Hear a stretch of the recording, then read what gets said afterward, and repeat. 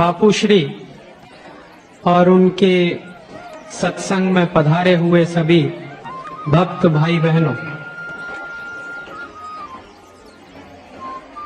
मैं इलाहाबाद से आया हूं। मेरा नाम राजीव दीक्षित है और पिछले कुछ वर्षों से मैं भारतीय संस्कृति और इस राष्ट्र को बचाने के एक आंदोलन में लगा हुआ हूं। उस आंदोलन का नाम है आजादी बचाओ आंदोलन। ये आंदोलन सन 1992 से चल रहा है और जब से ये चल रहा है तब से मैं इसमें लगा हुआ हूं। पेशे से मैं इलेक्ट्रॉनिक्स और टेलीकम्युनिकेशन का इंजीनियर रहा और एक रिसर्च प्रोजेक्ट में मैंने काम किया, लेकिन सन 1992 में अपना सारा काम छोड़कर, अपने कैरियर को छोड़कर, अपने सारे धंधे को छोड़कर राष्ट्र को बचाने के लिए, संस्कृति को बचाने के एक आंदोलन में मैं लग गया। बापू की कृपा हुई, उन्होंने मेरे व्याख्यान की कुछ कैसेट सुनी और उन्होंने जब मेरे व्याख्यान की कैसेट सुनी तो उन्होंने मुझे संदेश भिजवाया। बापू श्री का जो दिल्ली का आश्रम है, वहां के साधक भाई बहनों ने मुझे फोन पर संदेशा कहा कि बापू का सत्संग का कार्यक्रम है और उसमें आपको जरूर जाना है। वैसे आज मुझे जलगांव जाना था, लेकिन बापू श्री के कल के आदेश पर मैंने मेरे जलगांव का कार्यक्रम रद्द किया और आपके बीच आया। मैं आपसे 2-3 बातें कहूंगा कि इस देश की इस समय की हालत क्या है। कल मैंने पहली बार पूज्य बापू के दर्शन किए।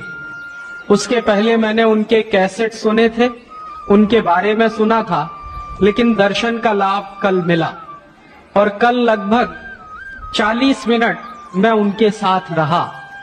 तो 40 मिनट मुझे बापू का जो सानिध्य मिला, उसमें उन्होंने जो कहा वैसी ही बात मैं कहने की कोशिश कर रहा हूं सारे देश में, शायद अपनी भाषा में। बापू ने मुझको कहा और कल बापू का जो कार्यक्रम था बोंटा में, वहां भी उन्होंने कहा कि ये 50 साल की आजादी आई है या सारे देश की बर्बादी हुई है। तो मैं यहीं से मेरी बात शुरू कर रहा हूं जो कल बापू ने कही मुझसे कि सच में 50 साल की आजादी आई है या हमारी बर्बादी ज्यादा हुई है। पिछले 50 साल में जो आजादी हमको मिली है, उस आजादी का मतलब क्या है? एक तरफ तो सरकार कहती है और देश के सारे माहौल में ये बताने की कोशिश की जा रही है कि भारत की आजादी के 50 साल पूरे हो गए, और दूसरी तरफ सारा देश जिस तरह से चल रहा है, जो हालात हैं पूरे देश के, वो ये बताते हैं कि ये जो 50 साल की आजादी है, ये तो भारत के पिछले 500 साल की गुलामी से भी ज्यादा बुरी है। और मैं भी यही बात कह रहा हूं जो बापू कह रहे हैं कि आजादी के 50 साल पूरे हुए हैं या गुलामी के 500 साल पूरे हुए। और जब मैं ये कहता हूं कि गुलामी के 500 साल पूरे हुए हैं, तो कुछ लोग मुझसे कहते हैं कि राजीव भाई आप ऐसा क्यों बोलते हैं? तो उसके पीछे कुछ गंभीर कारण हैं और उसके पीछे कुछ ठोस सच्चाइयां हैं। ये 500 साल की गुलामी की बात क्या है? आज से लगभग 500 साल पहले एक परदेशी आया था हमारे देश में, उसका नाम था वास्को डिगामा।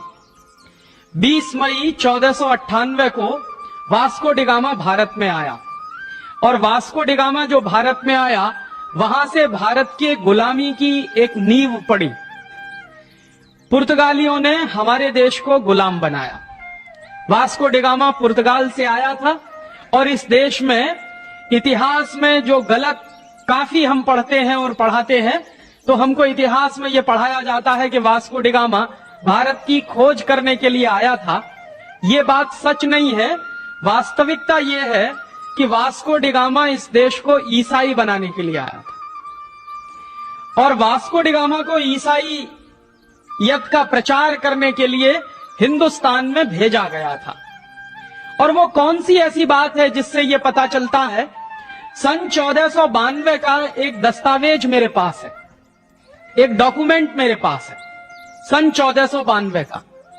और वो जो सन 1492 का दस्तावेज है वो पुर्तगाल का एक डॉक्यूमेंट है, पोर्चुगीज भाषा में लिखा हुआ है। वो 1492 का जो दस्तावेज है वो कहता क्या है? 1492 के दस्तावेज में दो बातें हैं जो समझने की हैं। पहली बात यह है कि उस जमाने में जो ईसाईयत का धर्मगुरु होता था, जो पोप होता था, उसने एक आदेश जारी किया सारी दुनिया में। और वो आदेश क्या जारी किया? 1492 में ईसाईयत के धर्मगुरु पोप द्वारा जो आदेश जारी किया वो पोर्चुगीज भाषा में लिखा हुआ है। उस आदेश में उसने ये कहा कि 1492 के बाद सारी दुनिया को दो हिस्सों में बांट दिया जाए। दुनिया का एक हिस्सा होगा पूर्वी हिस्सा और दुनिया का दूसरा हिस्सा होगा पश्चिमी हिस्सा। तो दुनिया के पूर्वी हिस्से को ईसाई बनाने का काम और दुनिया के पूर्वी हिस्से को लूटने का काम पुर्तगाली लोग करेंगे और दुनिया के पश्चिमी हिस्से को ईसाई बनाने का काम और लूटने का काम स्पेन के लोग करेंगे। उस जमाने में यूरोप में दो ही देशों की बड़ी शक्ति होती थी, या तो स्पेन एक शक्तिशाली देश था या फिर पुर्तगाल एक दूसरा शक्तिशाली देश था। तो पोप ने ये जो आदेश जारी किया, उस आदेश के बाद पुर्तगाली लोग दुनिया के पूर्वी हिस्से को ईसाई बनाने के लिए और लूटने के लिए निकले। और उन्हीं लोगों ने वास्को डी गामा के माध्यम से हिंदुस्तान में ईसाईयत का प्रचार और हिंदुस्तान को लूटने का काम शुरू किया। तो उस आदेश के बाद, पोप के आदेश के बाद वास्को डी गामा भारत में आया हमको लूटने के लिए और ईसाई बनाने के लिए, और कोलंबस अमेरिका गया अमेरिका को ईसाई बनाने के लिए और लूटने के लिए। अमेरिका की जो मूल प्रजा थी, उस मूल प्रजा का नाम था रेड इंडियन। उस मूल प्रजा को मार पीट कर ईसाई बनाने का काम कोलंबस ने शुरू किया और स्पेन के लोगों ने धीरे धीरे करके अमेरिका के काफी रेड इंडियन को ईसाई बना दिया और जो बच गए रेड इंडियन उनको उन्होंने गुलाम बना लिया। ऐसा ही काम वास्को डी गामा ने हमारे देश में शुरू करवाया। तो मैं जो कहता हूं वो ये कि 500 साल पहले एक गुलामी की शुरुआत इस देश में हुई और वो गुलामी की नींव डाली वास्को डी गामा ने पूर्वी भारत में, माने पूर्वी दुनिया के हिस्से में, भारत जिसका एक अंग है, और पश्चिमी हिस्से में कोलंबस ने। और वो गुलामी चलती रही। पुर्तगालियों ने इस देश में गोवा नाम के राज्य पर करीब 450 साल तक शासन किया। गोवा जो हमारे देश का हिस्सा है, वो गोवा पुर्तगालियों के कब्जे में रहा। और जहां हम लोग बैठे हैं, दमन और द्वीप, ये भी पुर्तगालियों के कब्जे में रहा। 1510 से लेकर 1961 तक लगभग 451 साल ये पूरा का पूरा इलाका पुर्तगालियों का गुलाम रहा। बाकी का हिंदुस्तान 1947 में आजाद हो गया था, लेकिन गोवा 1961 में आजाद हो पाया पुर्तगालियों की गुलामी से। दमन और द्वीप की भी यही हालत हुई। तो हमारे ऊपर एक गुलामी लदी वास्को डी गामा के आने से, और वो गुलामी लगभग 450 साल चली। और वो जो 450 साल की गुलामी थी, उसमें देश का हर तरफ से पतन हुआ। पुर्तगालियों ने हमारी आर्थिक संपत्ति को लूटा। उसके बाद इस देश में फ्रांसीसी घुस गए, उन्होंने इस देश को लूटा। फिर उसके बाद इस देश में डच लोग घुस गए, उन्होंने इस देश को लूटा। उसके बाद इस देश में अमेरिकन और अमेरिकनों की मदद से ब्रिटिशर्स घुसे, उन्होंने हमारे देश को लूटने की कोशिश की। और इस तरह से लगभग 1498 से लूट की एक नई शुरुआत इस देश में शुरू हो गई। 1498 के पहले भी ये देश लूटा और मुगल आक्रमणकारियों के द्वारा लूटा गया।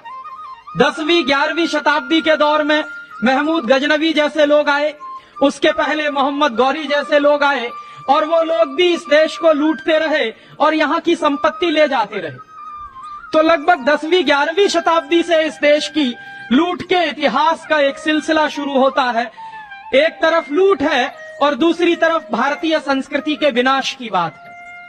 तो ये जो पिछले 1000 साल से लूट चल रही है, वो 1492 के पहले एक तरह के लोगों द्वारा चलाई गई और 1492 के बाद यूरोप के लोगों द्वारा चलाई गई।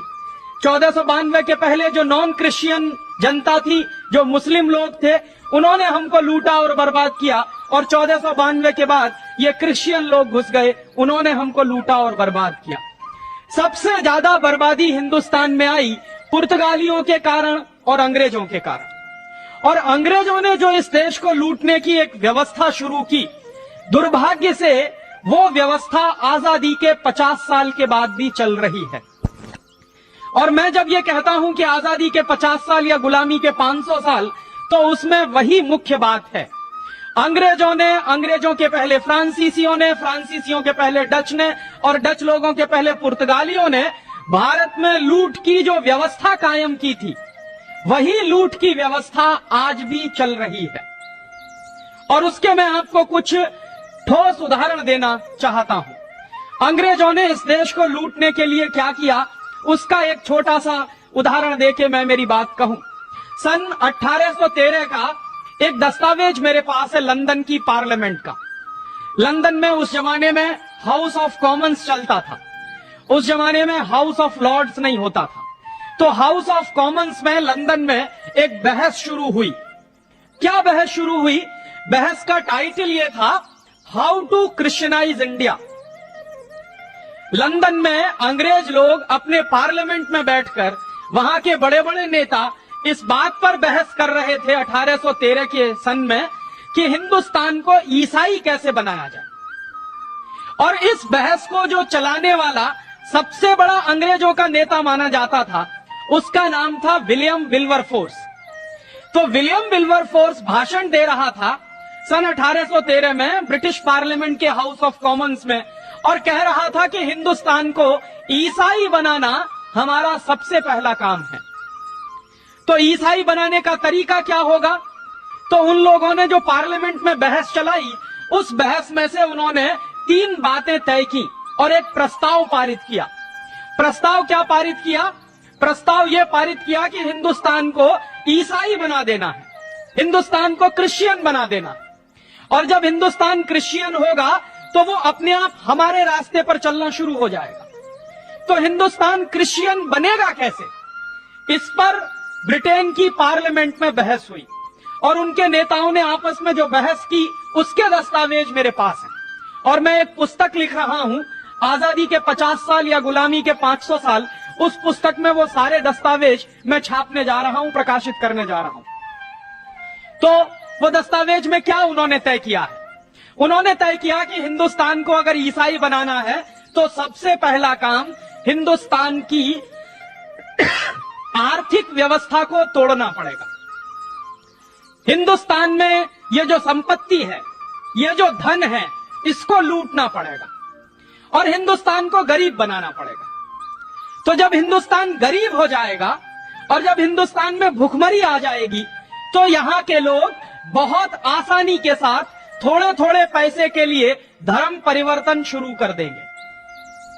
तो वो तय कर रहे हैं अंग्रेजों के बड़े बड़े नेता कि पहले हिंदुस्तान को आर्थिक रीति से खलास करना है, और जब ये देश आर्थिक रीति से खलास हो जाएगा, उसके बाद इस देश को राजनीतिक रीति से खलास करना, और फिर राजनीतिक रीति से जब ये देश खलास हो जाएगा, तब इस देश को सांस्कृतिक रीति से खलास करना, और सांस्कृतिक रीति से जब ये देश खलास हो जाएगा, तब इस देश को बहुत आसानी से ईसाई बनाया जाएगा। तो हिंदुस्तान को आर्थिक रीति से खलास करने के लिए अंग्रेजों ने क्या किया? उन्होंने अपनी तमाम कंपनियां हमारे देश में भेजी। ईस्ट इंडिया कंपनी आई, ईस्ट इंडिया कंपनी जैसी अंग्रेजों की सैकड़ों कंपनियां आई, और उन कंपनियों ने क्या किया? हमारे देश में अपना धंधा शुरू किया। तो क्या होता था कि अंग्रेजों की कंपनियों का माल बिकता था और हिंदुस्तान के गांव-गांव में अंग्रेजों का माल बिकने लगा, और जब हिंदुस्तान के गांव-गांव में अंग्रेजों का माल बिकने लगा, तो हमारे देश के लोग अंग्रेजों का माल खरीदने लगे, और अंग्रेजों का माल खरीदकर हमारे देश का पैसा लंदन जाने लगा। और जब अंग्रेजों का माल इस देश में बिकना शुरू हो गया, तो उसका एक दूसरा नतीजा और निकला कि धीरे धीरे हिंदुस्तान के सारे कारखाने बंद होते चले गए। एक तरफ तो अंग्रेजों की सरकार ने नियम ऐसे बनाए, कानून ऐसे बनाए कि भारतीय व्यापारी व्यापार न कर सके और भारतीय उद्योगपति कुछ भी सामान बाजार में बेच न सके। दूसरी तरफ उन्होंने अंग्रेजों की कंपनियों को हिंदुस्तान की लूट के लिए खुला छोड़ दिया। तो धीरे धीरे हिंदुस्तानी बाजार में अंग्रेजों का माल बिकना शुरू हुआ और अंग्रेजों ने यहां से संपत्ति बटोरना शुरू किया, यहां से धन लेना शुरू किया। अंग्रेजों के कुछ आंकड़े बताते हैं कि ईस्ट इंडिया कंपनी उस जमाने में हमारे देश में जब धंधा करती थी, उसका कुछ माल बिकता था तो एक साल में ईस्ट इंडिया कंपनी यहां से करीब 70 करोड़ पाउंड के बराबर की संपत्ति ले जाती थी। ये 70 करोड़ पाउंड की जो संपत्ति जाती थी उस जमाने में, आज से लगभग 200 साल पहले, ये कितनी होती होगी? अगर आज के हिसाब से हम हिसाब लगाएं तो 70 करोड़ में 56 का गुणा करना पड़ेगा, क्योंकि एक पाउंड में इस समय लगभग 56 रुपया बैठता। तो करोड़ों रुपए की लूट हमारी होती थी। अंग्रेजों ने एक दूसरा काम और किया कि हिंदुस्तान के व्यापारियों का माल हिंदुस्तान के बाजार में बिकने ना पाए, इसके लिए उन्होंने हिंदुस्तानी व्यापारियों पर तमाम तरह के टैक्स लगा दिए। हिंदुस्तान में अंग्रेजों की सरकार ने टैक्स लगाया, जो सबसे पहला वो था एक्साइज का tax, excise duty. Excise duty क्यों लगाई उन्होंने? उन्होंने कहा कि हिंदुस्तान के व्यापारी जो माल बनाते हैं उस माल के उत्पादन पे कर लगाओ।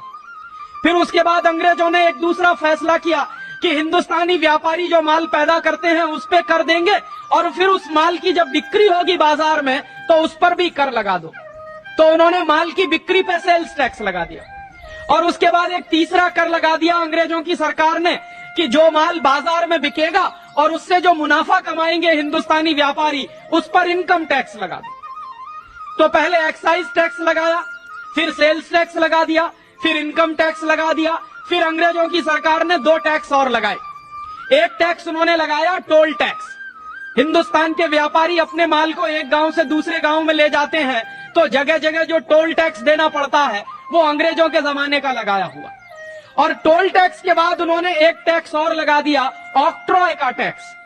ये 5-5 टैक्स उन्होंने हिंदुस्तानी व्यापारियों पर लगा दिए। क्यों लगाए अंग्रेजों की सरकार ने?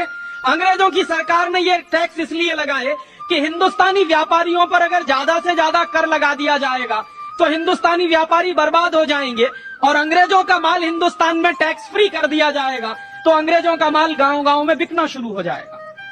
तो हिंदुस्तानी व्यापारियों पर टैक्स लगा के उनका माल महंगा बना दिया और अंग्रेजों के माल को टैक्स फ्री करके ईस्ट इंडिया कंपनी का रास्ता अंग्रेजों के लिए खोल दिया।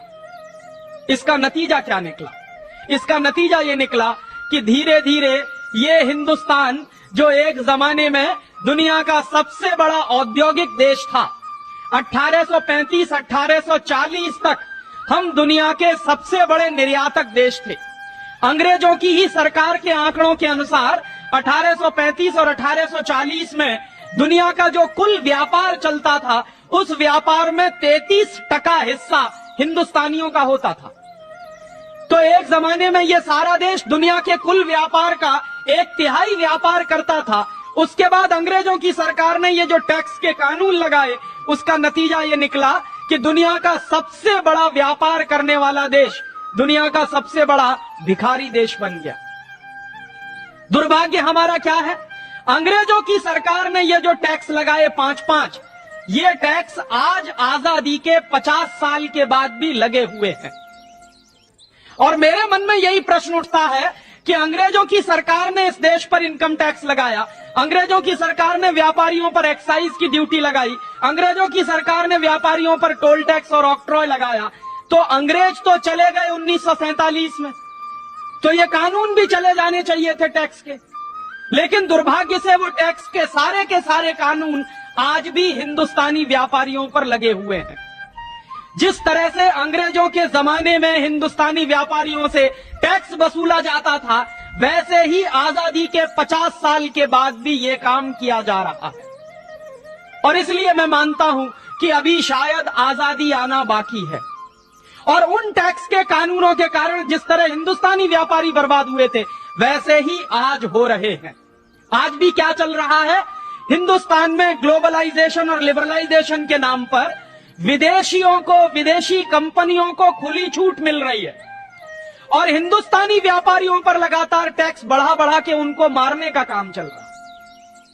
अंग्रेजों के जमाने में यह धंधा चलता था कि ईस्ट इंडिया कंपनी को खुली छूट मिलती थी और हिंदुस्तानी व्यापारियों को बर्बाद करने के लिए कानून बनाए जाते थे। वही काम आज चल रहा है कि इस देश में विदेशी कंपनियों को तो खुली छूट है, वो चाहें तो 10 साल तक टैक्स भी ना दें और हिंदुस्तान सरकार उनको टैक्स फ्री, टैक्स एग्जेम्पशन करती है, लेकिन हिंदुस्तानी व्यापारियों पे लगातार टैक्स लगा लगा के उन कंपनियों का माल हिंदुस्तान के गांव गांव में बिकवा रही है। और उसके नतीजे क्या निकल रहे हैं? जैसे अंग्रेजों के जमाने में नतीजे निकले थे कि हिंदुस्तानी व्यापार धंधा धीरे धीरे मंदी में फंसा और उसके बाद खलास हो गया, वैसे ही आज हिंदुस्तानी व्यापारियों की हालत ऐसी हो गई है।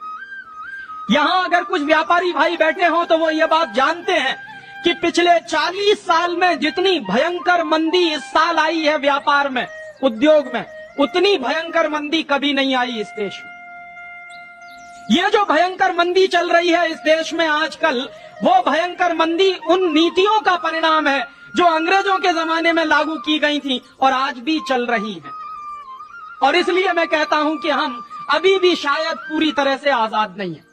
मेरे मन में दुख इस बात का है कि जो कानून अंग्रेजों के जमाने में चलते थे, जिस तरह से चलते थे, वही कानून आजादी के 50 साल के बाद भी चल रहे हैं। जिस तरह से अंग्रेजों ने हिंदुस्तान की अर्थव्यवस्था को बर्बाद किया था, उसी तरह से आज हिंदुस्तान की अर्थव्यवस्था को बर्बाद करने का काम चल रहा है। ऐसे ही मैं आपको एक दो कुछ और उदाहरण दूं कि अंग्रेजों की सरकार ने एक तरफ आर्थिक व्यवस्था बर्बाद की इस देश की और दूसरी तरफ इस देश की राजनीतिक व्यवस्था को बर्बाद करने के लिए तमाम तरह के कानून बनाए। अंग्रेजों का यह मानना था, एक अंग्रेज ऑफिसर इस देश में आया था, उसका नाम था डलहौजी, और डलहौजी अक्सर यह कहा करता था कि हिंदुस्तान के गांव की व्यवस्था को अगर बर्बाद करना है तो हिंदुस्तान के किसानों से जमीन छीनना शुरू करो। और हिंदुस्तान के किसानों की जमीन छीन छीन कर अंग्रेजों की सरकार उसको अपनी संपत्ति घोषित करती थी। यह किस आधार पर होता था? अंग्रेजों की सरकार ने एक कानून बनाया था 1894 में, उस कानून का नाम है लैंड एक्विजिशन एक्ट। वो जो लैंड एक्विजिशन एक्ट था वो अंग्रेजों की सरकार ने बनाया था हिंदुस्तान के गांव के किसानों की जमीनें छीनने के लिए और वो जमीनें अंग्रेजों की सरकार की संपत्ति घोषित करने के लिए। दुर्भाग्य से 1894 में जो कानून इस देश में बनाया गया वो आजादी के 50 साल में भी चल रहा है। जिस तरह से अंग्रेजों की सरकारें हमारे देश के गांव के किसानों की जमीनें छीनती थी और गांव वालों को मारकर पीटकर जबरदस्ती उनसे जमीन के हस्ताक्षर कागजों पर करवा लिए जाते थे, ठीक वैसा ही धंधा आज भी इस देश में चल रहा है। आज क्या चल रहा है? पहले हमारी जमीनें अंग्रेजों की सरकार छीनती थी, अब हमारी जमीनें हमारी सरकारें छीन रही। कानून कौन सा है? 1894 का लैंड एक्विजिशन एक्ट। उस जमाने में क्या होता था? अंग्रेजों की सरकारें हमारी जमीन छीनकर ईस्ट इंडिया कंपनी को बेचती थी और अंग्रेजों की कंपनियों को दे देती थी। आज भी हमारे देश के गांव गांव की जमीनें छीनकर विदेशी कंपनियों को बेची जा रही।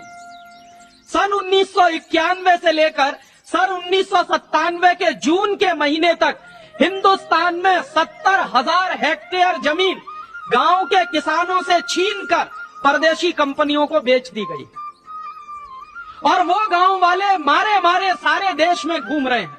कितने लोगों को मैं जानता हूं जो मेरे पास आते हैं और कहते हैं राजीव भाई कुछ करिए, तो मैं पूछता हूं क्या हो गया, तो कहते हैं हमारी जमीन छीन ली सरकार ने। क्या किया उस जमीन का? परदेशी कंपनी को बेच दिया। तो मुझे इतना दुख होता है इस बात पर कि जो काम अंग्रेजों की सरकार करती थी वही काम अब हमारी सरकार कर रही है। जो कानून अंग्रेजों की सरकार चलाती थी लैंड एक्विजिशन का, वही कानून इस देश में आज भी चल रहा। और हम कैसे माने कि ये देश में आजादी आई है और आजादी के 50 साल पूरे हुए? ऐसे ही अंग्रेजों ने हिंदुस्तान के जंगलों को बर्बाद करने के लिए एक कानून बनाया था सन 1865 में। उस कानून का नाम है इंडियन फॉरेस्ट एक्ट। और इंडियन फॉरेस्ट एक्ट अंग्रेजों की सरकार ने क्यों बनाया? क्योंकि अंग्रेजों को हिंदुस्तान के जंगलों पर कब्जा करना था और हिंदुस्तान के जंगलों में जो संपत्ति छुपी हुई थी उस संपत्ति की लूट करनी थी।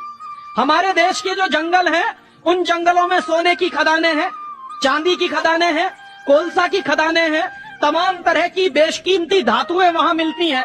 तो हमारे देश के जंगल तो अरबों खरबों की संपत्ति के मालिक हैं। अंग्रेजों की सरकार ने क्या किया कि उन जंगलों को बर्बाद करने के लिए हिंदुस्तान के लोगों से छीनकर जंगलों को अंग्रेजी सरकार की संपत्ति घोषित कर दिया। 1865 के पहले क्या होता था? 1865 के पहले जो जंगल होते थे वो भारतीय समाज में गांव जो होता था, गांव पंचायत जो होती थी, उसकी संपत्ति माने जाते थे। लेकिन 1865 के उस कानून के बाद वो जंगल अंग्रेजों की सरकार की संपत्ति बन गए। और उसमें अंग्रेजों ने नियम कैसे बनाए? उसमें अंग्रेजों ने नियम ऐसे बनाए कि अगर हिंदुस्तान में अंग्रेज व्यापारी जंगल काटें तो उनको लाइसेंस मिलता था, और कोई हिंदुस्तानी एक व्यक्ति पेड़ काटे तो अंग्रेजों की सरकार उसको सजा देती थी। और ये काला कानून जो अंग्रेजों ने बनाया था सन 1865 में, ये कानून दुर्भाग्य से आज भी चल रहा है। आज क्या हो रहा है इस देश में? आप चाहें तो जंगल से एक भी पेड़ काट नहीं सकते, और अगर आपने पेड़ काट लिया और आपकी शिकायत कर दी गई डिस्ट्रिक्ट फॉरेस्ट ऑफिसर से तो आपके ऊपर केस चलेगा, मुकदमा हो जाएगा। कभी कभी तो ऐसी हास्यास्पद स्थिति होती है। मेरा एक दोस्त है, बंबई में मुलुंड में रहता, उसकी एक सोसाइटी है जहां पे वो रहता। उस सोसाइटी में क्या हुआ कि दीवार के बीच में से एक पेड़ पैदा हुआ और उस पेड़ ने दीवार को तोड़ना शुरू कर दिया। उस मुलुंड के भाई ने वो पेड़ काट दिया, उसकी शिकायत हो गई डिस्ट्रिक्ट फॉरेस्ट ऑफिसर से, तो उसको जेल हो गई।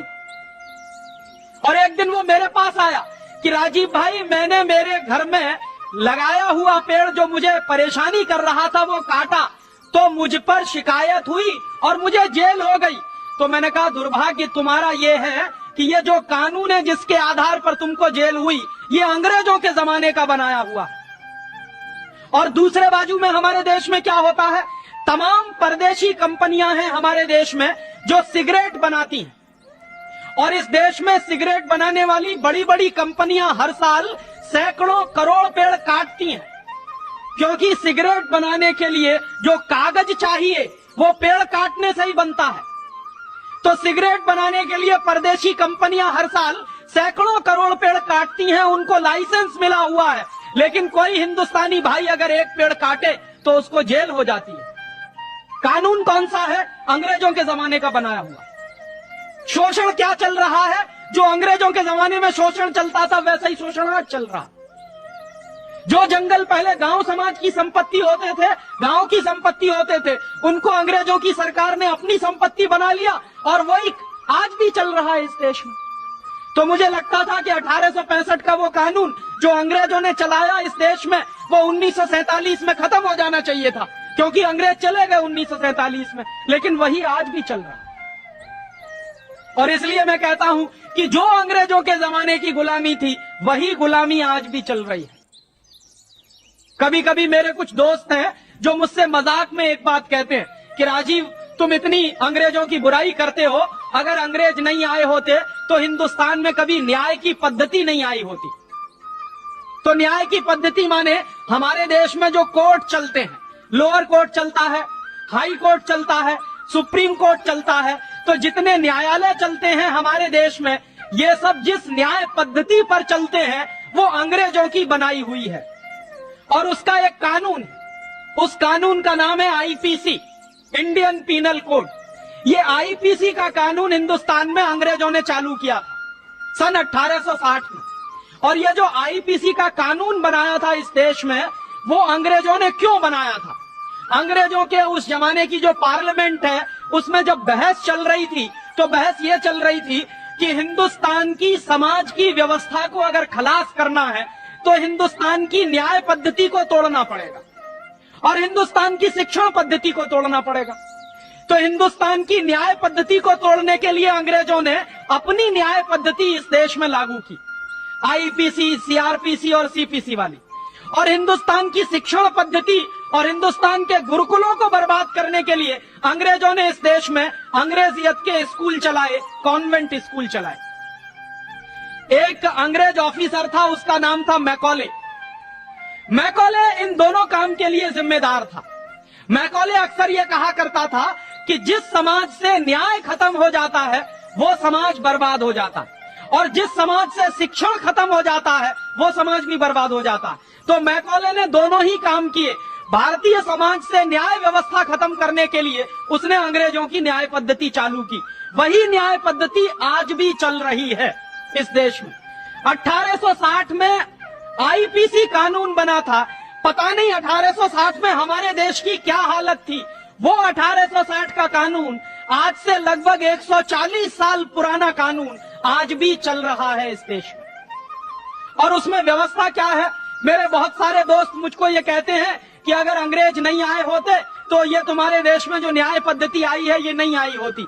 तो मैं अक्सर लोगों से एक कहानी कहता हूं कि इस देश में जब अंग्रेज नहीं आए थे तो कैसी न्याय पद्धति चलती थी, और जब अंग्रेज आ गए तो कौन सी न्याय पद्धति चलती। आपने शायद सुना होगा, एक कहानी है राजा चंद्रगुप्त विक्रमादित्य की। हमारे देश के इतिहास में चंद्रगुप्त विक्रमादित्य का काल जो है स्वर्ण काल माना जाता, सुवर्ण युग माना जाता, सबसे अच्छा समय माना जाता। क्यों माना जाता है? क्योंकि हमारे इतिहास में हमने ये पढ़ा कि राजा जो चंद्रगुप्त विक्रमादित्य था वो बहुत न्याय प्रिय राजा था। उसके राज में कभी किसी के साथ अन्याय नहीं होता था। तो वो जो न्याय प्रिय राजा था वो न्याय कैसे करता था, और आज न्याय कैसे होता है अंग्रेजों की पद्धति से, ये दोनों बात मैं तुलना के रूप में आपसे कहना चाहता हूं। एक बार क्या हुआ, चंद्रगुप्त विक्रमादित्य के राज में दो बहनों में झगड़ा हो गया। एक बहन कहती थी एक बच्चा था, और दो बहन कहती थी कि ये मेरा है। एक बहन कहती थी मेरा है, दूसरी बहन कहती थी मेरा। अब ये जब झगड़ा हुआ तो ये मुकदमा राजा के दरबार में पहुंचा। राजा के दरबार में जब ये मुकदमा पहुंचा तो राजा ने कहा एक बहन से कि सिद्ध करो कि ये बच्चा तुम्हारा है। तो एक बहन खड़ी हो गई और उसने सिद्ध कर दिया कि बच्चा उसका है। राजा ने दूसरी बहन को कहा कि अब तुम सिद्ध करो कि ये बच्चा तुम्हारा है। दूसरी बहन भी खड़ी हो गई, उसने भी सिद्ध कर दिया कि वो बच्चा उसका है। राजा धर्म संकट में पड़ गया। धर्म संकट किस बात का कि असली मां कौन है और नकली मां कौन है ये पता कैसे लगाया। थोड़ी देर के बाद राजा के मन में एक विचार आया। उसने कहा कि अच्छा ऐसा करो, तलवार ले आओ और इस बच्चे को आधा आधा काटो। आधा एक मां को दे दो, आधा दूसरी मां को दे दो। तो जैसे ही जल्लाद तलवार लेकर आया और बच्चे को काटने के लिए राजा ने तलवार उठाई, वैसे ही असली मां खड़ी हो गई और असली मां ने कहा कि नहीं, बच्चे को काटो मत, चाहो तो पूरा का पूरा दूसरी बहन को दे दो। राजा समझ गया कि जो असली मां है वो अपनी आंखों के सामने अपने बच्चे को कटता हुआ नहीं देख सकती। भले ही वो दूसरे के पास चला जाए, कम से कम जिंदा तो रहेगा। राजा को जब ये पता चला कि असली मां वही है जिसने ये कहा कि बच्चे को काटो मत, तो उसने क्या किया कि नकली मां से बच्चा लेकर असली मां को दे दिया। यह न्याय राजा के दरबार में 3 मिनट के अंदर हो गया। माने ये केस गया राजा के दरबार में, 2 महिलाओं का मुकदमा था। 3 मिनट के अंदर चंद्रगुप्त विक्रमादित्य ने न्याय कर दिया और बच्चा किसका है ये फैसला हो गया।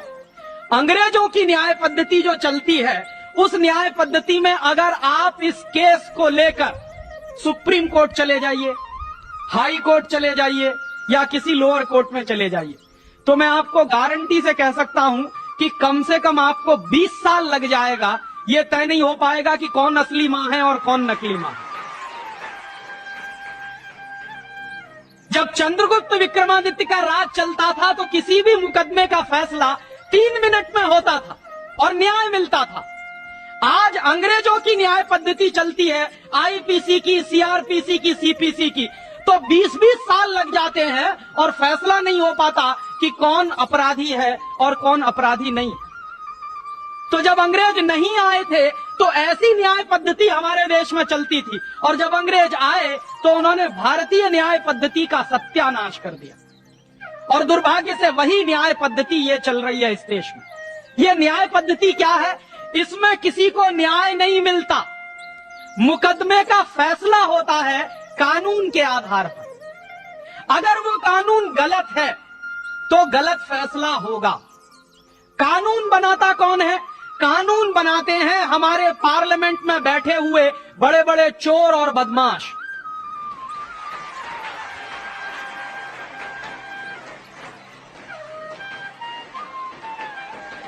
होता है किसी भी कोर्ट में आप जाइए, क्योंकि मैं तो अक्सर कोर्ट में जाता रहता हूं, सरकार के खिलाफ केस करता रहता हूं, बड़ी बड़ी कंपनियों के खिलाफ मैं केस करता हूं। हमेशा मुझे एक ही बात सुनाई देती है न्यायालय में कि हम लोग फैसला करते हैं कानून के आधार पर। तो हमारे न्यायालय में क्या होता है? कानून के आधार पर फैसला होता है, न कि न्याय मिलता है। जैसे मैं आपको उदाहरण दूं, हमारे देश में एक कानून है। क्या कानून है? 16 साल से ऊपर की अगर गाय है या बैल है तो उसको काट देना चाहिए, यह कानून है। अब आप मुझे यह बताइए कि 16 साल से ऊपर की गाय और बैल को काट देना चाहिए, कानून यह कहता है। क्यों कहता है? तो वो कहते हैं कि वो बूढ़ी हो गई है, तो इसके हिसाब से तो बूढ़े मां बाप हैं, उनको भी काट देना चाहिए क्योंकि वो भी बूढ़े हो गए। तो कानून तो यह है कि 16 साल से ऊपर के गाय और बैल कट सकते हैं, लेकिन ये गाय और बैल अगर कटते हैं तो न्याय कहां होता? कानून का पालन तो होता, लेकिन न्याय कहां है इसमें?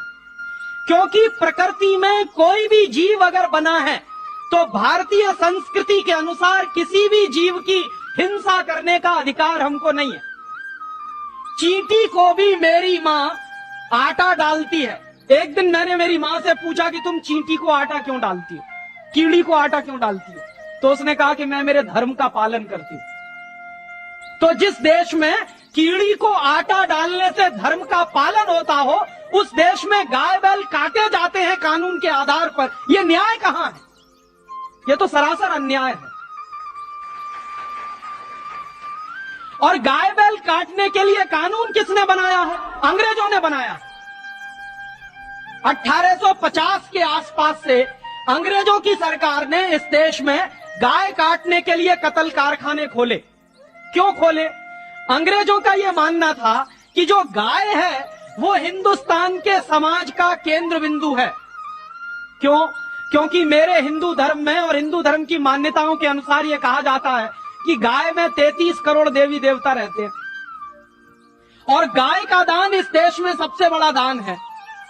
मरते समय आदमी को कहा जाता है कि गाय का दान करके जाओ, तो वो जो गाय का दान कर रहा है माने 33 करोड़ देवी देवताओं का वंदन कर रहा है। तो जिस देश की परंपराओं में गाय में 33 करोड़ देवताओं का निवास रहता हो, गाय को जिस देश में मां कहा जाता हो, गाय से हम सबकी पूरी की पूरी संस्कृति चलती हो, उसके गोबर से खाद मिलता हो, उसके मूत्र से दवाएं मिलती हो, उस देश में अंग्रेजों की सरकार ने गाय को काटने का कानून बनाया और उस कानून के लिए कत्ल कारखाने खोल दिए। और उस दिन से हिंदुस्तान में गाय काटना चालू हो गया। अंग्रेजों ने हिंदुस्तान में गाय काटना क्यों शुरू किया? अंग्रेजों ने हिंदुस्तान में गाय काटना इसलिए शुरू किया कि जैसे जैसे गाय कटेगी वैसे वैसे हिंदू धर्म का नाश होता चला जाएगा। और हिंदू धर्म का नाश ही नहीं होगा, बल्कि भारत की जो कृषि की पद्धति है, यहाँ के किसानों को जो खाद मिलता है, उसके मूत्र से जो फर्टिलाइजर बनता है, वो भी नहीं मिलेगा। तो हिंदुस्तानी खेती बर्बाद होती चली जाएगी, गाय भी बर्बाद होती चली जाएगी। उसके कुछ साल के बाद अंग्रेजों की सरकार ने एक दूसरा कानून बना दिया कि गाय से ज्यादा नंदी को काटो, बुल को काटो। नंदी जो भगवान शंकर का इस देश की मान्यताओं के अनुसार वाहन है, जो हर शंकर के मंदिर के बाहर आपको मिलेगा, उस नंदी को काटने का कानून अंग्रेजों की सरकार ने चलाया। और अंग्रेजों की सरकार क्या कहती थी कि अगर नंदी खत्म हो जाएगा तो गाय नहीं रहेगी,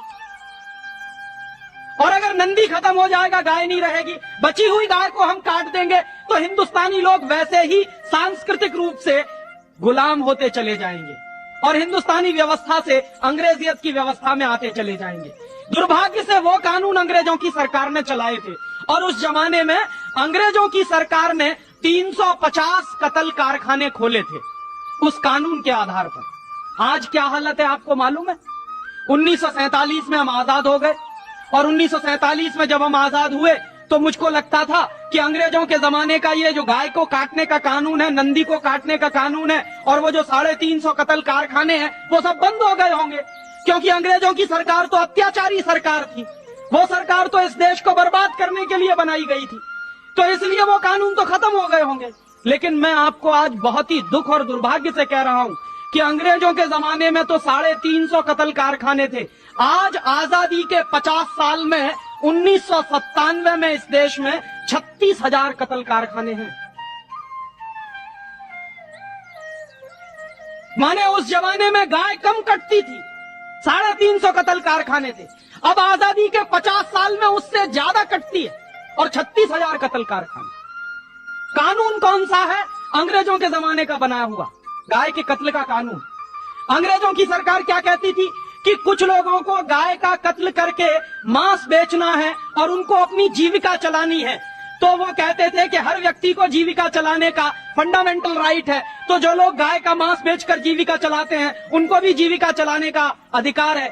यही बात हिंदुस्तान की सरकार आज कहती है कि जो कत्ल कारखाने चल रहे हैं उनके आधार पर जिन लोगों की जीविका चल रही है उनको जीविका चलाने का अधिकार है। क्यों? क्योंकि फंडामेंटल राइट है। कहां से मिल गया है ये फंडामेंटल राइट? और इसी से जुड़ी हुई एक दूसरी बात कि जब मैकॉले कहा करता था ये बात कि भारत की न्याय पद्धति का नाश हो जाएगा तो भारतीय समाज टूट जाएगा, ऐसे ही मैकॉले एक बात और कहता था। मैकॉले की लिखी हुई एक चिट्ठी है मेरे पास, उसकी फोटोकॉपी। लंदन में एक लाइब्रेरी है, उसका नाम है इंडिया ऑफिस लाइब्रेरी, वहां से मैंने निकलवाई। इंडिया ऑफिस लाइब्रेरी में से ऐसे कुछ 50,000 से ज्यादा डॉक्यूमेंट्स मैं निकाल के लाया और वहां के कई लोगों की मदद से हमने वो निकलवाए। तो उनमें एक चिट्ठी है मैकॉले की, वो उसके अपने पिताजी को उसने लिखी। जब वो यहाँ ऑफिसर बन के आया है तो मैकॉले क्या लिख रहा है कि भारतीय समाज को अगर बर्बाद करना है तो भारतीय न्याय पद्धति बर्बाद करो। तो वो करने के लिए उसने आईपीसी बना दिया, सीआरपीसी बना दिया, सीपीसी बना दिया और बर्बाद हुई। दूसरी बात वो कहता था कि भारतीय समाज को बर्बाद करना है तो भारतीय शिक्षण पद्धति का नाश करो। तो मैकॉले कहा करता था कि जो भारतीय शिक्षण पद्धति है, वो खुद मानता था इस बात को, यह दुनिया की सबसे ज्यादा विकसित और सबसे अच्छी पद्धति। क्या होता था? यहां गुरुकुल चलते थे, गुरुकुलों में विद्यार्थी पढ़ते थे और विद्यार्थी 20 साल तक 25 साल तक ब्रह्मचर्य का पालन करते हुए शिक्षा ग्रहण करते थे, संस्कार मिलते थे और वो संस्कार लेकर समाज में जाते थे। उन्हीं संस्कारों से संस्कृति बनती थी और वही संस्कृति भारतीय संस्कृति कहलाती थी। ऋषि थे, मुनि थे, बड़े बड़े ज्ञानी थे, महात्मा थे, वो गुरुकुलों को चलाया करते थे और सारे के सारे गुरुकुल जो चला करते थे उनमें वेदों का अध्ययन, पुराणों का अध्ययन, उपनिषदों का अध्ययन, जो भारतीय ज्ञान है, जो भारतीय मनीषा है, उन्हीं सब का अध्ययन संस्कृत के माध्यम से कराया जाता था। मैकॉले ने क्या किया कि गुरुकुलों का नाश अगर करना है तो उसने एक कानून बनाया। क्या कानून बनाया? संस्कृत में जितने विद्यालय इस देश में चलते थे हिंदुस्तान में अंग्रेजों के जमाने में, उन सबको उसने इल्लीगल घोषित किया, गैर कानूनी, और उसने प्रतिबंध लगा दिया कि संस्कृत भाषा के माध्यम से कोई भी गुरुकुल चलेगा उसको अंग्रेजी सरकार मान्यता नहीं देगी। तो मान्यता किसको देगी?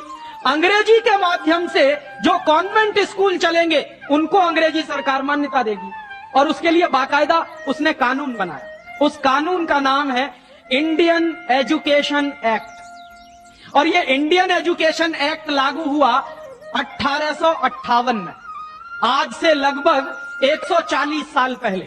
तो 140 साल पहले जो कानून लागू हुआ था अंग्रेजों के जमाने में, वही कानून आज भी चल रहा है। उस कानून के आधार पर मैकॉले ने क्या किया? संस्कृत के माध्यम से चलने वाले गुरुकुलों को बर्बाद कर दिया, कानून बना के उनको बंद करा दिया। जो उनमें अध्यापक होते थे, गुरु होते थे, उनको मार पीट कर अंग्रेजी सरकार जेल में बंद करती थी। जो विद्यार्थी अध्ययन के लिए जाते थे उनको रोक दिया जाता था, उनका अध्ययन न होने पाए उसके लिए समस्याएं खड़ी की जाती थी। और दूसरी तरफ कॉन्वेंट स्कूल चालू कर दिए और उसमें अंग्रेजी के माध्यम से शिक्षण देना शुरू किया। एक दिन उसने अपने बाप को चिट्ठी लिखी और इस चिट्ठी में उसने ये लिखा कि मैंने हिंदुस्तान में एक ऐसी शिक्षण पद्धति पैदा कर दी है, जिसमें अगर हिंदुस्तानी विद्यार्थी पढ़ेंगे तो पढ़कर निकलने के बाद वो शरीर से हिंदुस्तानी होंगे, दिमाग से सब अंग्रेज हो जाएंगे। वो देख रहे हैं, अभी देख रहे हैं। तो शरीर से हिंदुस्तानी और दिमाग से अंग्रेज। तो मैकॉले दूसरी बात लिख रहा है उस चिट्ठी में कि जब वो शरीर से हिंदुस्तानी और दिमाग से अंग्रेज हो जाएंगे तो अंग्रेजों के हिसाब से सारे काम करेंगे, और वो विद्यार्थी जब कॉन्वेंट स्कूल में से निकलेंगे तो सबसे ज्यादा गालियां भारतीय संस्कृति को देंगे, सबसे ज्यादा गालियां अपने मां बाप को देंगे। कैसे? मॉम और डैड कह के। डैड माने होता है मरा हुआ,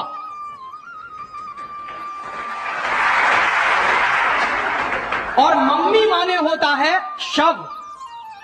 इजिप्ट में आप जाइए, मिस्र एक देश है, वहां पे मम्मीज कहा जाता है किसको? मरे हुए आदमी के शव को। तो हमारी मां हो गई मम्मी, मम्मी, और पिताजी हो गए डैड।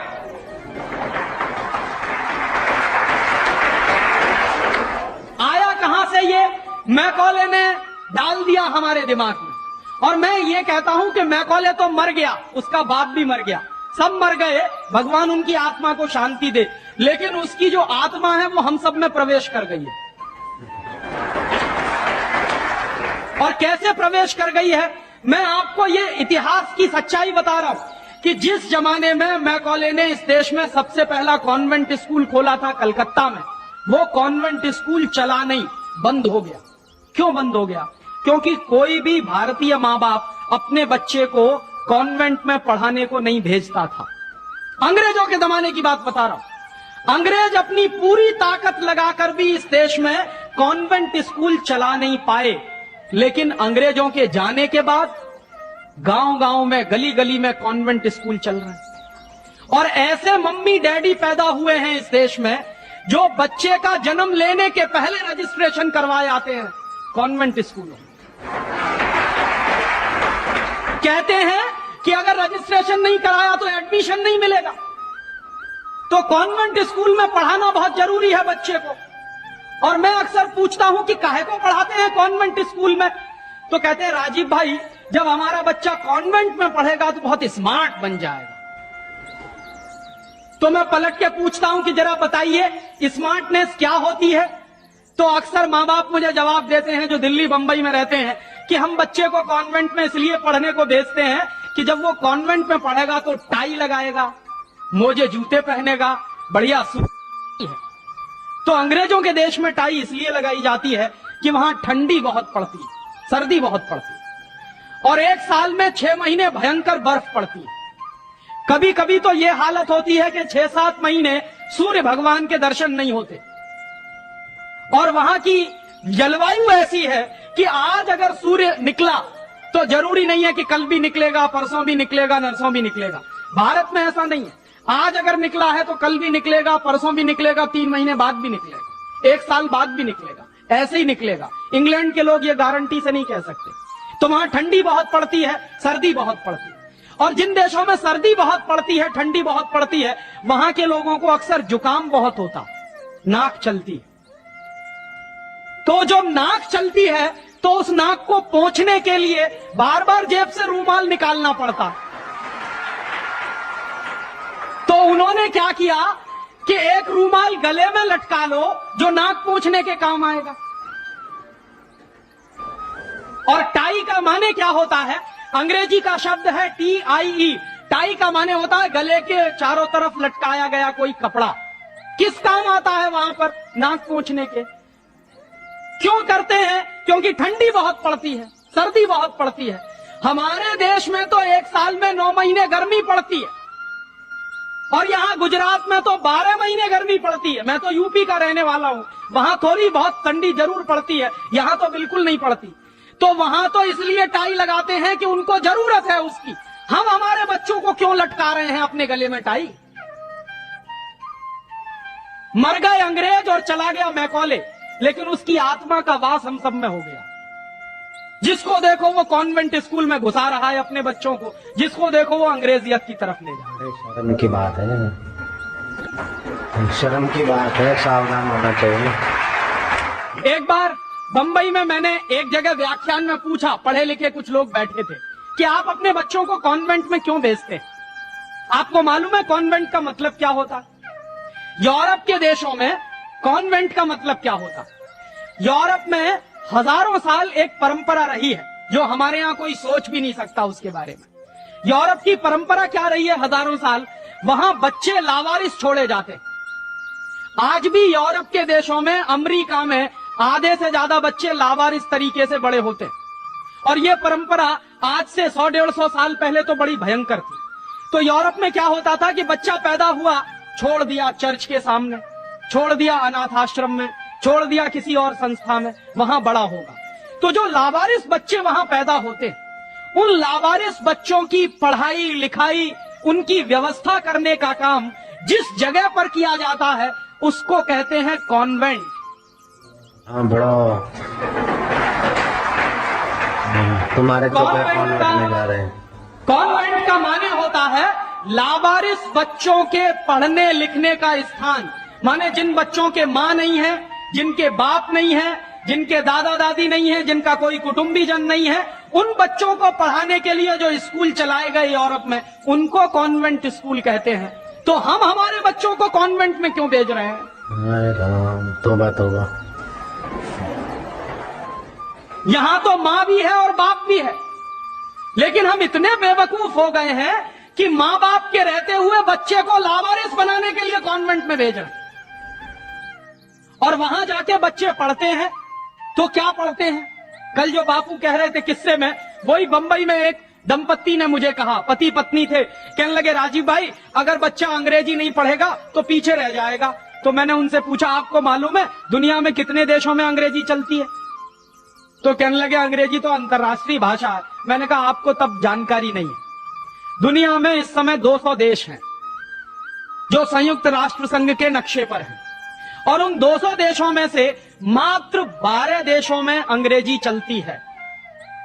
बाकी 188 देशों में उन देशों की अपनी भाषाएं चलती हैं। तो 200 देशों में से मात्र 12 देशों में अंग्रेजी चलती है, तो अंग्रेजी अंतर्राष्ट्रीय कैसे हो गई? अगर 200 में से 150 देशों में अंग्रेजी चलती तो मैं मान लेता कि अंग्रेजी अंतर्राष्ट्रीय भाषा, लेकिन मुश्किल से 12 देशों में जो भाषा चलती है उसको हम कहते हैं कि अंतर्राष्ट्रीय भाषा। और दूसरी बात, उसी दंपत्ति ने कहा कि राजीव भाई अंग्रेजी बहुत समृद्ध भाषा है, बहुत रिच लैंग्वेज है। जो शब्द उन्होंने इस्तेमाल किया, रिच लैंग्वेज माने समृद्ध भाषा। तो मैंने उनसे कहा कि दुनिया में अंग्रेजी से ज्यादा रद्दी दूसरी कोई भाषा नहीं है। क्यों? उसका कारण है जानते हैं क्या है? अंग्रेजी में चाचा, मामा, ताऊ, मौसा, फूफा सब अंकल, और काकी, ताई, मौसी और सब आंटी। अब आप मुझे जरा ये बताइए कि मौसा में और फूफा में फर्क होता है कि नहीं होता? क्या आप फूफा को मामा बना सकते हैं? या ये बताइए कि मौसी में और काकी में फर्क होता है कि नहीं होता? क्या मौसी काकी हो सकती है? दुनिया की जिस भाषा में रिश्तों को कहने के शब्द ना हो वो सबसे रद्दी भाषा। बिल्कुल ठीक। हमारे यहां हिंदुस्तान में जितनी भाषाएं चलती हैं, हर भाषा में परिवार के रिश्तों को कहने के लिए विशेष शब्द हैं। वहां नहीं है। वहां क्या है? सब इन लॉज हैं, चाहे वो लड़की वाले हों चाहे लड़के वाले हों। पता ही नहीं चलता कि लड़के वाले इन लॉज हैं कि लड़की वाले इन लॉज। या तो सब अंकल हैं या तो सब आंटी। क्यों है ऐसा? क्योंकि अंग्रेजी भाषा में रिश्तों को कहने के लिए शब्द नहीं है। कारण क्या है? अंग्रेजी भाषा में शब्दों की बहुत कमी है। और अंग्रेजी भाषा में शब्दों की कितनी कमी है? अगर मूल रूप से देखा जाए तो अंग्रेजी भाषा में मात्र 2600 शब्द हैं कुल मिला के। और दुनिया की तमाम भाषाओं से जो उधार लिया है अंग्रेजों ने, फ्रेंच भाषा में से लिए हैं, जर्मन में से लिए हैं, इटालियन में से लिए हैं, लैटिन में से लिए हैं, तो तमाम भाषाओं से जो उधार लिए हुए शब्द हैं वो मिला दिए जाएं तो कुल मिला के बैठते हैं 12,000। अंग्रेजी के मूल शब्द हैं 2,600 और बाकी के शब्दों को मिला दें तो कुल बैठते हैं 12,000। अब आप हिसाब लगाइए, अंग्रेजी में कुल मिला के 12,000 शब्द हैं। गुजराती में आपको मालूम है कितने शब्द हैं? गुजराती भाषा में 40,000 से ज्यादा शब्द हैं। अब आप मुझे यह बताइए कि अंग्रेजी बड़ी हुई कि गुजराती? तो काहे को नहीं पढ़ाते अपने बच्चों को गुजराती?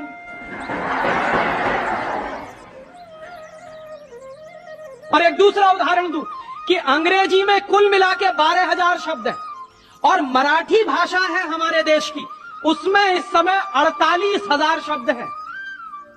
अंग्रेजी से 4 गुनी बड़ी है मराठी। और हिंदी का हिसाब लगाऊं तो अंग्रेजी में इस समय 12,000 शब्द हैं, हिंदी में इस समय करीब 72,000 शब्द हैं। और हिंदी से एक कदम आगे चलिए, संस्कृत। तो अंग्रेजी में कुल मिला के 12,000 शब्द हैं, संस्कृत में कुल मिला के 1.5 लाख शब्द हैं। और संस्कृत से एक सीढ़ी और ऊपर चढ़िए, प्राकृत, जिसको हम सब भूल गए। प्राकृत को अगर ध्यान में रखें तो प्राकृत में 2.5 से 3 लाख शब्द हैं। दुनिया की सबसे बड़ी भाषा हमारे पास है, लेकिन हम बेवकूफों को मालूम नहीं है कि हमारे पास क्या है। हम पढ़े लिखे इडियट हैं, अंग्रेजी में कहें तो भाग रहे हैं एक ऐसी भाषा के पीछे जिसमें मात्र 12,000 शब्द हैं और अपनी भाषाएं छोड़ते चले जा रहे हैं। और ये जो भाषा की गुलामी होती है, ये बहुत खतरनाक होती है। जो आदमी अपनी भाषा बदल सकता है, वो किसी दिन अपनी मां भी बदल सकता है। और ये मैं बहुत गंभीर बात कह रहा हूं। आपको कुछ दिन के बाद इस देश में कॉन्वेंट्स में से पढ़कर निकले हुए बच्चे ये कहते मिलेंगे कि वो कहते हैं ना, कॉन्वेंट के बच्चे, उनको तो हर चीज इंपोर्टेड चाहिए। Imported car, imported pen, imported pencil, imported television, imported refrigerator. अभी कुछ दिन के बाद कहेंगे कि अब हमको इंपोर्टेड मम्मी पापा भी चाहिए, क्योंकि आपकी शक्ल उनको अच्छी नहीं लगने वाली। वो तो जो भाषा पढ़ रहे हैं उसके संस्कार ले रहे हैं। तो अंग्रेजी पढ़ रहे हैं तो अंग्रेजी के संस्कार ले रहे हैं, और अंग्रेजी के संस्कार तो अंग्रेजियत के संस्कार है। और अंग्रेजियत के संस्कार में तो मां और बाप की इज्जत करने की बात उनको कभी सिखाई नहीं गई है। वो तो आपको भी 2 कौड़ी का मान के फेंक देने वाले। और दुर्भाग्य से यही होता है। कॉन्वेंट स्कूल से निकले हुए बच्चे जितनी गाली अपनी मातृभाषा को देते हैं, अपनी संस्कृति को देते हैं, अपने परिवार को देते हैं, उतनी शायद कोई नहीं देता। तो मैकॉले जो कहा करता था, वो बात आज हमको दिखाई देती है कि कॉन्वेंट में पढ़कर निकलेंगे बच्चे तो ये शरीर से हिंदुस्तानी होंगे, दिमाग से अंग्रेज होंगे। और इसी के संबंध में एक आखिरी बात उसने और कही थी कि ये जो भाषा की गुलामी होती है, ये आदमी के स्वतंत्र चिंतन को रोक देती है। अगर आपको मौलिक चिंतन करना है, अगर आपको स्वस्थ चिंतन करना है और ऐसा चिंतन करना है जिसमें से कुछ नई रचना हो, तो वो आप अपनी मातृभाषा में ही कर सकते हैं। दुनिया में मातृभाषा में पढ़कर बड़े बड़े वैज्ञानिक पैदा हुए हैं। हम लोग, अक्सर मैं लोगों को कहता हूं कि जो लोग कॉन्वेंट के पीछे पागल है, उनको मैं अभी ताजा ताजा उदाहरण देता हूं। हिंदुस्तान में एक वैज्ञानिक है, उसका नाम है डॉक्टर एपीजे कलाम। डॉक्टर एपीजे कलाम को इस साल भारत रत्न मिला है। और डॉक्टर एपीजे कलाम हिंदुस्तान के जिंदा रहने वाले वैज्ञानिकों में इस समय सबसे ऊपर के व्यक्ति हैं। आपको मालूम है, डॉक्टर कलाम की पूरी शिक्षा तमिल में हुई है, अंग्रेजी उन्होंने पढ़ी नहीं है। बहुत वर्षों के बाद उन्होंने थोड़ी अंग्रेजी पढ़ी है काम चलाने के लिए। बचपन से उनकी पूरी शिक्षा उनकी मातृभाषा में हुई है। वो तमिल अच्छी जानते हैं, मलयालम अच्छी जानते हैं, और हिंदुस्तान में आज वो सबसे ऊंची श्रेणी के वैज्ञानिक हैं जिनको भारत रत्न मिला। दुनिया के ऐसे तमाम वैज्ञानिकों के मैं उदाहरण दे सकता हूं। आइंस्टाइन, अल्बर्ट आइंस्टाइन, सारा का सारा काम अपनी मातृभाषा में करता था, जर्मन में, और इसलिए इतना बड़ा बना। फ्रांस में एक वैज्ञानिक था मैक्स प्लैंक, जिसकी थ्योरीज हमारे जैसे इंजीनियर्स को पढ़ाई जाती थी जब हम पढ़ते थे। मैक्स प्लैंक की पूरी शिक्षा फ्रेंच भाषा में हुई थी। तो हम लोग जो अपने मन में गलतफहमी पाल कर बैठे हैं कि हमारे बच्चे अगर अंग्रेजी में नहीं पढ़ेंगे तो उनका विकास नहीं होगा, मैं आपको इसके उल्टी बात कह रहा हूं कि अगर आपके बच्चे अंग्रेजी में पढ़े तब उनका विकास नहीं होने वाला, वो गधे बन जाएंगे, विनाश होगा। हम लोग क्या कर रहे हैं, अपने बच्चों को कॉन्वेंट में भेज कर गधा बना रहे हैं। गधा जानते हैं क्या होता है? गधे के ऊपर बोझा लादते चले जाइए, लादते चले जाइए, लादते चले जाइए, बेचारा चुपचाप चलता चला जाता है, चलता चला जाता है। आजकल बच्चों के कंधे पर जो बस्ते हमने लाद दिए हैं, जरा उनका वजन तो कर लीजिए। जो बच्चे का वजन है उससे ज्यादा बस्ते का वजन है। अभी से आप अपने बच्चे को स्पॉन्डिलाइटिस का मरीज बना रहे हैं। जितना वजन उसका कंधा ढो नहीं सकता, उससे ज्यादा वजन उसके कंधे पे लटका हुआ, और बेचारा वो बस्ता लेके जाता है, लौट के आता है। जब लौट के आता है तो घंटों घंटों का होमवर्क उसको दे दिया जाता है। आप क्या करते हैं, अपनी मगजमारी कम करने के लिए उसका एक ट्यूटर रख देते हैं। ट्यूटर क्या करता है कि स्कूल का होमवर्क मिला, ट्यूटर ने अपना होमवर्क दे दिया। बच्चे का खेलना कूदना बंद, और बच्चा अगर खेलेगा नहीं, कूदेगा नहीं, तो उसका विकास कैसे होने वाला? तो या तो आपने फंसा दिया बेचारा होमवर्क। मैं अच्छे अच्छे घरों में जाता हूं, सबके बच्चे क्या कर रहे हैं, होमवर्क कर रहे हैं, सवेरे से शाम तक होमवर्क चल रहा है, कभी खत्म होने में ही नहीं आता। भला हो ऐसे स्कूलों का। और उस होमवर्क में से बना क्या रहे हैं, और वो होमवर्क कर क्या रहे हैं? मैं आपको मेरी आप बीती सुनाता हूं, किसी दूसरे की नहीं। मैं भी बचपन में अंग्रेजी में मैं पढ़ा, और मैं सबसे ज्यादा गालियां मेरे मां बाप को देता हूं इसके लिए। मेरे पिताजी ने, वो एक बड़े ऑफिसर हैं, ये करने के लिए कि बेटा अंग्रेजी में पढ़ना चाहिए तो बड़ा बनेगा, तो मुझको भी पढ़ा दिया। अब अंग्रेजी माध्यम की जो पढ़ाई है, अंग्रेजियत की जो पढ़ाई है, वो क्या है? मैं आपको एक सॉलिड एग्जाम्पल दूं मेरा। मुझको गणित पढ़ाया जाता था। गणित में क्या पढ़ाते थे, एक फॉर्मूला था जो मुझको रटवाते थे क्लास 9th में जब मैं पढ़ता था। क्या फॉर्मूला था? x plus Y whole square is equal to X square plus 2xy plus Y square, x minus Y whole square is equal to X square minus 2xy plus Y square. और अक्सर इसमें गड़बड़ी होती थी, plus का minus होता था, minus का प्लस होता था। तो क्या होता था, मेरी पिटाई होती थी, क्लास में पिटाई होती थी। और मेरे जो अध्यापक थे तो मुझको खूब चिढ़ाते थे और मुझको खूब उल्टा सीधा कहते थे। एक दिन मैंने ये तय किया कि सब छोड़ छाड़ के ये 2 फॉर्मूले रटूंगा। तो रटने के लिए मैं बैठ गया, सब काम एक बाजू में। अब ये x प्लस वाई और x माइनस वाई में मैं घुस गया। लिख लिख के मैंने किलो किलो कॉपियां बर्बाद कर दी, किलो किलो कागज बर्बाद कर दिया, पता नहीं कितने बॉल पेन बर्बाद हुए होंगे। और 3-4 महीने की उस भयंकर मेहनत के बाद मुझको कुछ फॉर्मूले याद हो गए। अब वो फॉर्मूले मैं सीख के आया।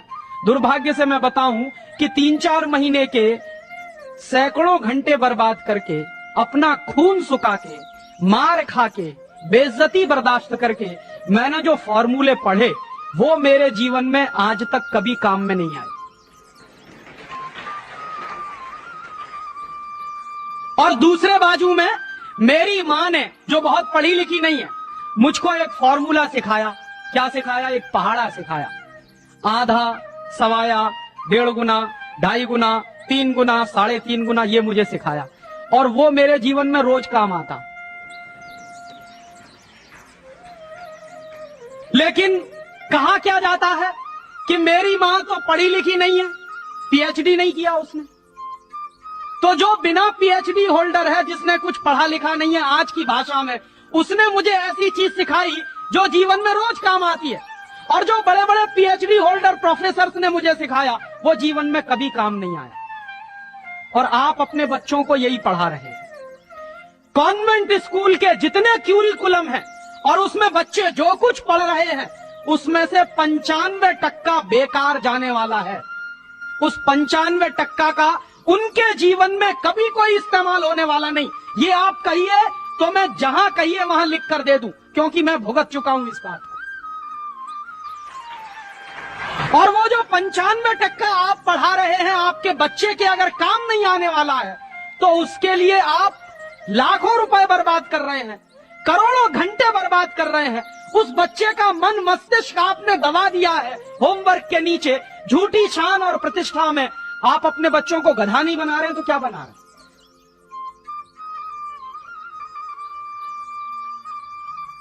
तो आप पूछेंगे क्या करें, तो मैं आपसे एक बुद्धिमानी की बात निवेदन करना चाहता हूं। वो निवेदन ये करना चाहता हूं कि जितनी जल्दी हो अपने बच्चों को इन कॉन्वेंट स्कूलों में से बाहर निकाल लीजिए।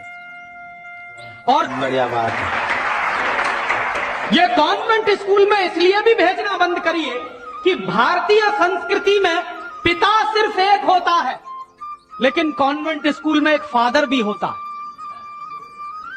इस बात की गंभीरता को समझिए कि भारतीय संस्कृति में पिता एक ही होता है, लेकिन कॉन्वेंट स्कूल में जब बच्चे जाते हैं तो एक दूसरा फादर भी होता है। तो पिता के साथ ये फादर कहां से आ गया? और अगर पिता के साथ फादर आ गया तो पता नहीं क्या क्या आ जाएगा आपके घर में। हां, ये मैं चेतावनी के रूप में कह रहा हूं आपसे। ये सिर्फ इशारे से समझ लीजिए कि अगर बच्चे की पढ़ाई के साथ पिता के साथ फादर आया है तो और बहुत कुछ चला आएगा आपके बच्चे के संस्कार में। और कहीं ऐसा ना हो जाए कि आपके देखते देखते आपका बच्चा क्रिश्चियन ना बन जाए, ईसाई ना बन जाए। इसलिए मैं आपसे एक निवेदन तो यह करने आया कि जितनी जल्दी हो कॉन्वेंट स्कूलों से बच्चे निकाल लीजिए। और एक दूसरा निवेदन और करने आया हूं, जितनी जल्दी हो कॉन्वेंट स्कूलों को डोनेशन देना बंद करिए। हमारा हजारों रुपए का डोनेशन कॉन्वेंट स्कूलों में जाता है। एक बच्चे का एडमिशन कराना है तो वो कहेंगे बिल्डिंग फीस दे दो, वो कहेंगे डोनेशन दे दो, वो कहेंगे इसकी फीस दे दो, उसकी फीस दे दो, और रोज रोज कोई ना कोई मांग चढ़ी ही रहती है। आज फलाना डे, आज धमाका डे, आज ये ले आओ, कल वो ले आओ। बर्बादी हमारी, माने हम हमारे दुश्मन को अपना पैसा दे रहे हैं। दुनिया में ऐसे बेवकूफ लोग मैंने कहीं नहीं देखे जो अपने दुश्मन को अपने घर का पैसा देते हो। आप जानते हैं कि कॉन्वेंट स्कूलों में से निकलने वाले बच्चे भारतीय संस्कृति के विरोधी होने वाले हैं और उनको यूरोप की संस्कृति सिखाई जा रही है। उसके लिए पैसा हम खर्च कर रहे हैं अपने हाथों से। तो भगवान के लिए, भारतीय संस्कृति को बचाने के लिए अपने बच्चों को कॉन्वेंट में से बाहर निकालिए और अपने बच्चों के नाम पर ये उनको जो डोनेशन दे रहे हैं आप कॉन्वेंट स्कूलों को, वो बंद करिए। और मैं आपको पूरे विश्वास से ये कहना चाहता हूं कि आपके बच्चे अगर मातृभाषा में पढ़ेंगे तो सबसे ज्यादा विद्वान बनने की क्षमता है उनमें। और ये क्यों है? दुनिया के सारे मनोवैज्ञानिक एक ही बात पर अब पहुंचे हैं, जो बात हमारे लोग बहुत पहले से कह गए। अभी यूरोप के लोग आज उस निष्कर्ष पे पहुंचे। क्या कहते हैं? बच्चा अगर मातृभाषा में पढ़ता है तो उसको जो सुविधाएं मिलती हैं, जो फायदा होता है, वो दूसरी भाषा में नहीं मिलती। जैसे उदाहरण के लिए मैं आपको बताऊं और आप इसको प्रयोग के रूप में करिए। आपकी मातृभाषा अगर गुजराती है और आप अपने बच्चे को गुजराती में पढ़ाइए तो कोई सवाल आप उसको दीजिए गुजराती में याद करने के लिए, जितनी जल्दी वो याद कर लेगा उस सवाल को, अगर वही सवाल आप अंग्रेजी में दीजिए उसको तो कम से कम 6 गुना समय लगेगा उसको। अगर वो 1 घंटे में गुजराती में कोई चीज याद करेगा तो 6 घंटे लगेंगे उसको अंग्रेजी में याद करने के। और अंग्रेजी में भी उसको याद नहीं होगा, वो रटेगा पोपट की तरह से। जैसे पोपट होता है ना, रट लेता है, वैसे ही रटेगा। और रटने के बाद क्या करेगा? इम्तिहान में लिख कर आएगा। इम्तिहान में लिख कर आया, उसके 2 दिन बाद पूछिए कि तुमने परसों क्या लिखा है, उसको कुछ याद नहीं। ऐसे ज्ञान का करेगा क्या वो? जो ज्ञान उसको 2 दिन भी याद न रहे, जो जानकारी उसको 2 दिन भी याद नहीं रहने वाली, उस जानकारी का वो अपने जीवन में करने वाला क्या है? और इसके दूसरी तरफ आप ये करके देख लीजिए, छोटी छोटी कहानी, छोटे छोटे किस्से, छोटी छोटी कथाओं के माध्यम से, मातृभाषा के माध्यम से आप उसको कोई बात सिखा दीजिए, वर्षों वर्षों जिंदगी भर उसको वो बात याद रहेगी। मुझे भी याद है, मेरी दादी माँ ने कहानी के माध्यम से जो संस्कार मुझ में दिए हैं वो अभी भी मुझे याद है। लेकिन मेरे स्कूल में जो संस्कार मुझे दिए गए वो मैं भूल चुका हूं, क्योंकि विदेशी भाषा में मैंने लिए। और एक इसी के साथ एक आखिरी निवेदन कि अंग्रेजों ने जिस तरह से बर्बाद किया है भारतीय समाज को, कम से कम अब अगर हमको ये चेतना आती है तो इसको हम बचाएं। मुझे लगता है कि सबसे बड़ा काम और सबसे पहला काम कॉन्वेंट स्कूलों के बंद कराने का, और वो हम सब मिलकर ही कर सकते हैं, अकेला कोई नहीं करेगा। अगर हम सब कॉन्वेंट स्कूलों का बहिष्कार करने का संकल्प ले लें तो फिर से नए गुरुकुल खड़े हो सकते हैं। जो दान आप कॉन्वेंट स्कूलों को देते हैं वो दान अगर गुरुकुलों को मिलना शुरू हो जाए तो गुरुकुल चलने भी शुरू हो जाएंगे, उनको प्रतिष्ठा भी मिल जाएगी, उनको सम्मान भी मिल जाएगा। अगर हमारी गलती से बर्बादी आई है तो वो गलती आज हम सुधार लें। और ऐसे ही एक दूसरी आखिरी बात कि अंग्रेजियत हमारे मन में बहुत गहरे घुस गई है, और ये अंग्रेजियत जो होती है बहुत खराब होती है। कई बार मैं कहता हूं कि अंग्रेजी भाषा से ज्यादा खतरनाक है अंग्रेजियत। महात्मा गांधी अक्सर ये कहा करते थे कि अंग्रेज चाहे तो रहें लेकिन अंग्रेजियत जानी चाहिए। ये अंग्रेजियत क्या है? हमारे सबके घरों में, सबके मन में एक तरह का लालच बैठ गया है। हर एक आदमी को इस देश में इंपोर्टेड माल चाहिए, विदेशी कंपनी का माल। किसी भी साधारण से साधारण बच्चे को कहो कि देखो मेरे पास इंपोर्टेड पेन है, तुरंत हाथ फैला देगा, लाओ दे दो। वो बच्चा चाहे जितना पढ़ा लिखा हो, माने इंपोर्टेड के नाम पर भीख मांगने में भी शर्म नहीं आती। उसी बच्चे को आप कहिए कि भगवान का प्रसाद है तो हाथ पीछे खींच लेगा, इंपोर्टेड पेन है तो तुरंत हाथ फैला देगा। गुलामी इतने गहरे बैठ गई, और ये जो इंपोर्टेड माल की गुलामी होती है, इसी गुलामी ने हमारे देश को बर्बाद किया है। अंग्रेजों के जमाने में इस देश में अंग्रेजों का माल बिकता था इसलिए कि अंग्रेजों की गुलामी चलती थी, इसलिए क्योंकि अंग्रेजों की कंपनियां यहां चलती थी। दुर्भाग्य से आज वही फिर हो गया है, गांव गांव में परदेशी कंपनियां घुस गई हैं, परदेशी कंपनियों का माल घुस गया है। हम सबके घरों में परदेशी कंपनियों का माल आता है।